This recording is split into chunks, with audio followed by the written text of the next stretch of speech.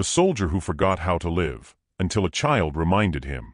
A true-to-life parable told in the voice of Sir Nicholas Bassa. What does it profit a man to survive every battle, yet lose the will to live when the silence returns? My friends, today's story isn't about war. It's about what happens after the war, when the medals fade, the noise stops, and a man is left alone with memories that won't let him sleep. If you believe that one small act of kindness can still heal a broken world, then stay till the end of this story, and subscribe to Echoes and Struggles, where we tell real stories that remind us hope still lives here. His name was Benjamin Cole, mid-40s, a quiet veteran who lived alone on the edge of Charlotte, North Carolina. From the outside, his life looked simple: a small brick apartment, an old pickup parked under a flickering streetlight, and a porch chair that creaked when the wind moved through. He used to be a staff sergeant, decorated for bravery, discipline, leadership. But inside, Benjamin was still stuck in the desert, hearing echoes of explosions long after the battlefield ended. He worked nights at a local hardware store. Polite, on time, kept to himself. Neighbors said he was quiet but kind. They never saw the trembling hands when thunder hit the sky, or the empty stare when he passed the playground down the street. At the park, children laughed. Parents shouted names. Benjamin would sit at the edge of the bench, hands folded, watching a world that had moved on without him. One July afternoon, the heat was merciless. Benjamin had been walking for miles. No reason, no destination. Just walking to quiet the noise in his mind. His heart raced, his chest burned, and for a moment, he thought maybe it would be easier to stop walking, to let the world fade in peace. He sat beneath an oak tree in Freedom Park, his throat dry, his vision blurred. The memories came in flashes: a comrade's voice, a last radio call, the explosion that ended everything. He pressed his palms against his face and whispered, "God, if there's still something left for me, show me."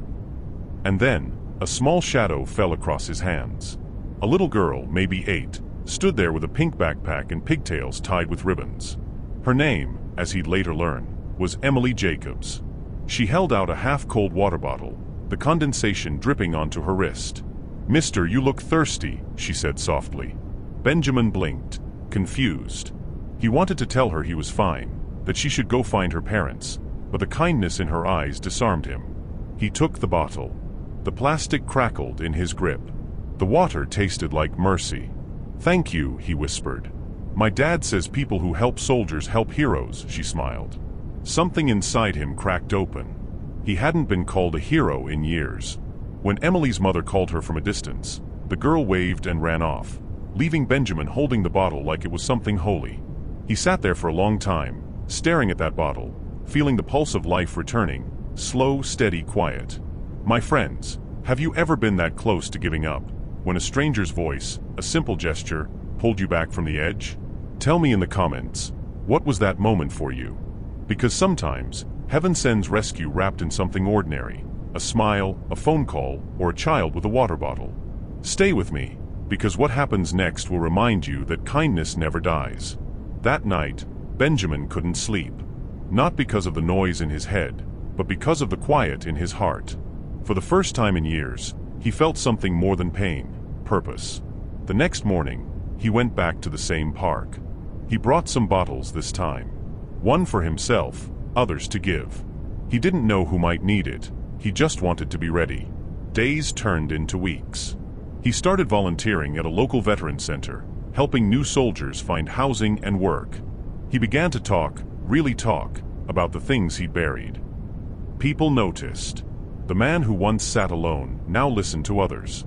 The man who once avoided crowds now handed out meals. Each time he saw a child laugh, he remembered Emily. Months later, during a community charity drive, a small hand tugged his sleeve. "You're the soldier from the park," she said, smiling wide. It was her, Emily, holding her mother's hand, now older by a few inches but with the same bright eyes. Benjamin knelt to her level, eyes misting. "I never thanked you properly," he said. "You saved me that day. My mom said I just gave you water." "No," Benjamin smiled. "You gave me life." Her mother watched, tears filling her eyes. "We never forgot you," she said. That story changed how she sees kindness. 2 years later, Benjamin stood at a local Veterans Day event in Charlotte. He wasn't hiding anymore. He stood beside other veterans, head high, calm, alive. Emily and her family were there too, sitting in the front row. When it was his turn to speak, he stepped to the podium, voice steady but thick with emotion. "I used to think the bravest moments of my life were in the battlefield," he said. "But I was wrong. The bravest moment was accepting kindness when I thought I didn't deserve it." The crowd was silent, except for one small clap. Emily started it. Then the whole room followed. After the ceremony, she ran up and hugged him. He knelt again, just as he had that day in the park. "I kept your bottle," he whispered. "Every time I look at it, I remember what love looks like." And so, my friends, what began as a single act of kindness became a ripple that reached countless lives. Benjamin now mentors young veterans and helps children learn compassion through his story. All because one child cared enough to stop. Let me ask you, what water bottle could you offer today? What small act could remind someone they still matter? Because sometimes, the smallest hands carry the greatest light. If this story touched you, share it, comment below, and subscribe to Echoes and Struggles, where every story reminds us that true wealth is not in what we keep, but in what we give. One small act. One ripple of grace.